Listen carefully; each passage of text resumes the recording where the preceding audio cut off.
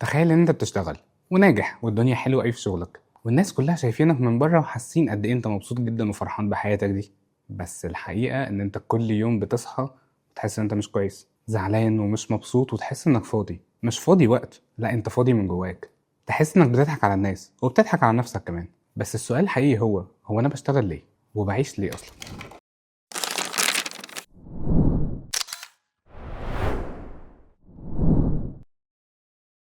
السلام عليكم، مساء الخير ويا رب تكونوا دايما بخير. انا حسن نجار والنهارده هنتكلم عن تحديد الهدف. انا عارف انك سمعت كلام كتير قوي عن تحديد الاهداف، ويمكن زهقت من الكلام النظري واللي ما فيهوش روح.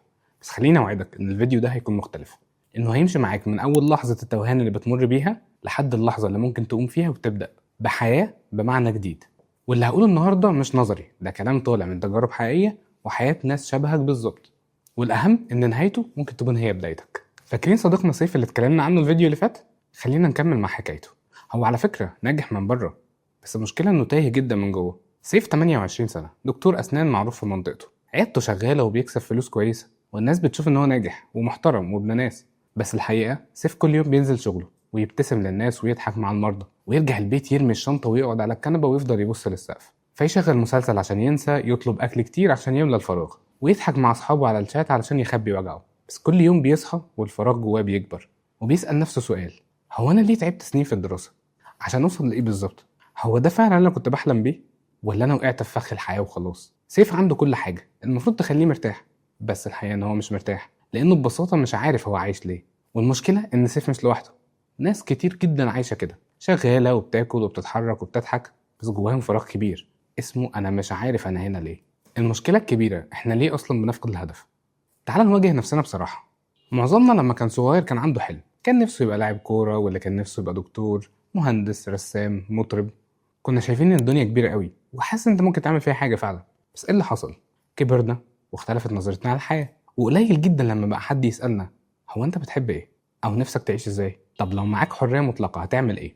المدرسة كانت بتحفظنا مش بتعلمنا، والجامعة كانت سباق درجات مش سباق اكتشاف، والشغل بقى سباق فلوس مش سباق معنى. فاحنا اتبرمجنا على ان الهدف هو شهاده ووظيفه ومرتب. بس لما وصلنا اكتشفنا ان في فراغ، ان كل ده يمكن مش مهم. بس لما وصلنا اكتشفنا ان في فراغ، ان كل ده مهم بس مش كفايه. وده اللي حصل مع سيف، ويمكن اللي بيحصل مع ناس كتير قوي زيه. ليه؟ لان مفيش حد علمنا ندور على معنى الحياه، احتياجاتنا النفسيه الحقيقيه، رسالتنا الخاصه اللي مفيش غيرنا يقدر يقدمها. وده بيخلي الناس تعيش في دايره مش قادره تخرج منها، ولا عارفه حتى تخرج منها ازاي. بيصحوا يشتغلوا يتعبوا ويرجعوا يناموا تاني ويعيدوا نفس اليوم مرة تانية من غير ما يسألوا هو أنا ليه بعمل كده. ومع الوقت العقل بيحاول يلهي نفسه، مسلسلات، سوشيال ميديا، أكل، علاقات، نكت، خروجات، بس كل ده تسكين مؤقت. الوجع الحقيقي هو إنك مش حاسس إن حياتك بتتحرك ناحية حاجة ليها معنى. ويمكن في أسباب أعمق بتخلينا نحس بالضياع، إننا بنقارن نفسنا طول الوقت بالناس. فلان نجح، فلان اتشهرت، اللي معانا في الجامعة فتحوا بيزنس. طب وأنا لسه واقف مكاني. بس الحقيقة إن إحنا مش واقفين خالص، احنا ماشيين في طريق، بس المشكله ان هو مش بتاعنا، ماشيين في سكه غيرنا راسمها. عشان كده مش حاسين بالحياه، وده السبب اللي هيخلينا نبدا نفكر بشكل مختلف النهارده، ونحط اول خطوه حقيقيه في طريقك انت، مش طريق حد تاني. دلوقتي بقى لازم نخش في الجد. لو انت مشيت معانا لحد هنا فده معناه انك حاسس بالكلام وعندك استعداد تبدا، حتى لو خطوه صغيره. طب نبدا منين؟ هنقسم الحلول دي لثلاث مستويات. اول حاجه التهدئه واعاده الاتصال بنفسك. قبل ما تدور على هدف لازم تسمع نفسك. خد وقت شويه بعيد عن دوشه الحياه، اقعد في مكان هادي، افصل موبايلك وافتح نوت او ورقه حتى، واسال نفسك هو ايه الحاجات اللي انت كنت بتحب تعملها وانت صغير؟ ايه الحاجات اللي انا لما بعملها بنسى الوقت؟ ايه اكتر لحظه في حياتي حسيت فيها ان انا عايش بجد؟ الاسئله دي مش رفاهيه، دي مفاتيح تقدر تفتح بيها ابواب جواك كانت مقفوله بقالها سنين. وساعات مجرد الاجابه على سؤال واحد بس ممكن تديك خط تمشي ورا حياتك كلها. تاني اتجاه التجربه بدل التفكير. كتير بنقعد نفكر وما بنعملش اي حاجه، نستنى الاجابه المثاليه او الهدف النهائي وما بنبداش. لكن الحقيقه ان الهدف ده مش بيجي وانت قاعد، الهدف بيظهر لما تبدا تمشي، لما تبدا تتحرك. عشان كده جرب حاجات جديده، اتطوع في حاجه بتحبها، شارك في انشطه مختلفه، اتكلم مع ناس من مجالات مختلفه، اقرا كتب او احضر محاضرات بره تخصصك. فاكر صاحبنا سيف؟ اول ما بدا يشتغل على نفسه اكتشف انه بيحب التواصل النفسي مع الناس، بدا يقرا في السايكولوجي ويساعد الناس في مشاكلهم، وبقى يبص لطب الاسنان بطريقه مختلفه. ما بقاش بس يشوف شغله انه بيعالج الناس، لا، هو بقى بيرجع للناس ثقتهم في نفسهم بابتسامه. تالت اتجاه كتابه الرؤيه. اكتب تصور لحياتك بعد 5 سنين، بس مش بالشكل التقليدي، اكتبه كقصه فيها مشهد حقيقي. تصحى من النوم فين، تشتغل ايه، بتتعامل مع مين، بتكسب كام، بتحس بايه وانت راجع بيتك، ايه القيمة اللي انت بتقدمها للناس. الورقة دي هي اول خريطة حقيقية لهدفك. مش شرط تكون دقيقة، بس لازم تكون صادقة وتكون انت حاسسها فعلا من جواك. وكل ما هتراجعها وهتعدلها هتقرب اكتر من نفسك الحقيقية. واهم خطوة التزام بسيط يومي، حتى لو 1%. اقرا صفحة، اكتب فكرة، احضر جلسة او فيديو، افتح صفحة سوشيال ميديا تحكي فيها رحلتك. خليك متواجد وسط ناس زيك بتدور. كل ده هينقلك من مرحلة التفكير لمرحلة التحرك.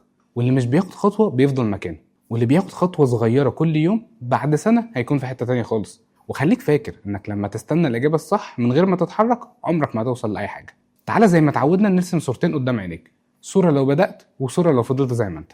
لو بدأت فعلا هتحس ان في نور صغير ظهر قدامك، حتى لو الدنيا لسه مش واضحة، بس هتحس انك ماشي في اتجاه. هيحصل تغيرات صغيرة، دماغك هتهدى، تركيزك هيزيد، طاقتك هتتوجه لحاجة مفيدة.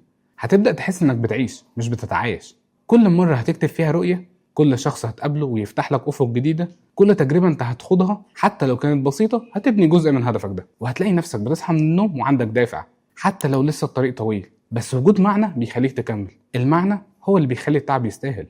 وكل ما تمشي خطوة الحياة بترد عليك بعلامة، ناس جديدة، فرص غير متوقعة، إحساس بالرضا. وطبعا ده مش سهل، واللي أصعب هو الطريق، بس الفرق إنك عارف إنك على سكتك مش سكة غيرك. طب ولو ما كملتش، لو فضلت تقول بعد كده، هتصحى بعد 5 سنين وتلاقي نفسك في نفس المكان، بس الفرق إنك بقيت مرهق أكتر، طموحك أقل، حماسك اختفى، وصوتك الداخلي بقى أضعف. كل يوم هيعدي هتحس إنك تايه أكتر، وهتبدأ تلوم الظروف والناس والحياة، بس انت جواك عارف ان انت السبب. ساعتها حتى اللحظات اللي بتفرحك هتكون ناقصه، هتحس انك ما تستحقهاش، لانك سايب نفسك تمشي في سكه مش بتاعتك، وده اصعب احساس في الدنيا. الحقيقه ان الطريقين صعبين، بس طريق الهدف رغم صعوبته فيه حياه، بس الطريق التاني رغم انه راحه مؤقته فيه موت بطيء. الفرق انك في الاول بتحس بتعب في طريقك، وفي التاني بتحس بتعب في لا شيء. فكر كده اللحظه، كل يوم بتاجله، كل لحظه بتقول مش دلوقتي، بتسرق من عمرك وقت مش هيرجع. ولو فضلت مستني لحد ما تحس انك جاهز مش هتبدأ ابدا. الناس اللي غيرت حياتها ما كانتش مستعدة، بس قررت تبدأ. وانت كمان ممكن تقرر تبدأ حتى لو خايف، حتى لو مش جاهز. كتير فاكرين ان اول ما نبدأ نحدد هدف ونمشي وراه كل حاجة هتبقى وردي وكل حاجة هتبقى سهلة، بس الحقيقة اول الطريق بيبدأ من بعد ما تبدأ. تعال بقى اقولك على اهم الحواجز اللي بتقابل اي حد بيحاول يعيش بهدف. اول حاجة الشك في النفس. اكتر سؤال هيفضل يزن في ودانك، هو انا فعلا ماشي صح؟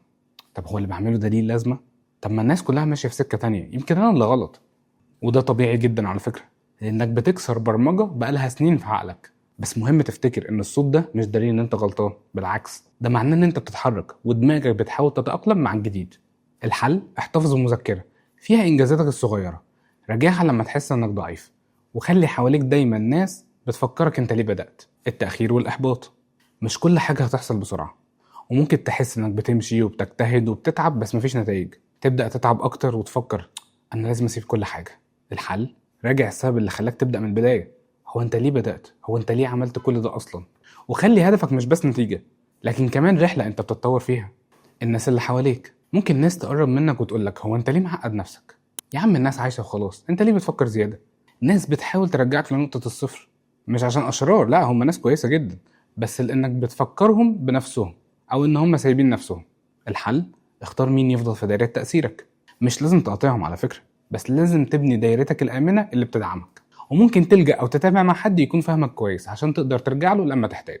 إغراء العودة للراحة، هتحن للروتين القديم، سوشيال ميديا، كسل، تأجيل، عدم مواجهة، خروج وقت ما تحب وتعمل اللي انت عايزه وقت ما تحب. وكل يوم هيكون في صراع على فكرة، أكمل ولا أرجع للمألوف.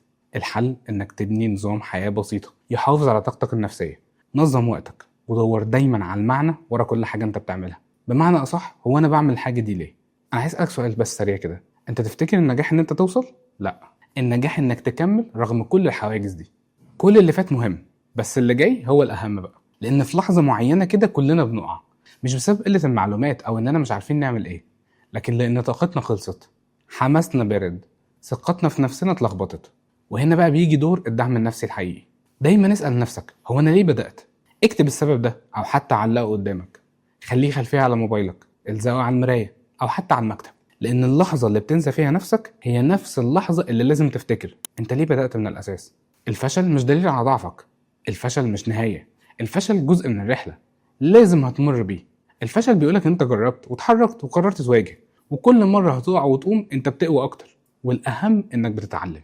التغيير بياخد وقت، جسمك وعقلك ويومك وعلاقاتك متبرمجين على القديم، فكل مرة بتحاول تغير طبيعي تحس انك بترجع لورا.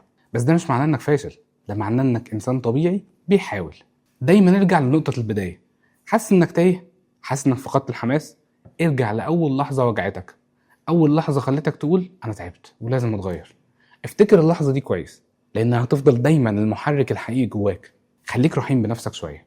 لو وقعت مش نهاية العالم، لو رجعت عادة قديمة ما تجلدش نفسك، لو حسيت بالكسل سامح نفسك وارجع تاني. مش المهم انك تقع، المهم تقوم بعد الوقعة دي. افتكر دايما انك مش لوحدك.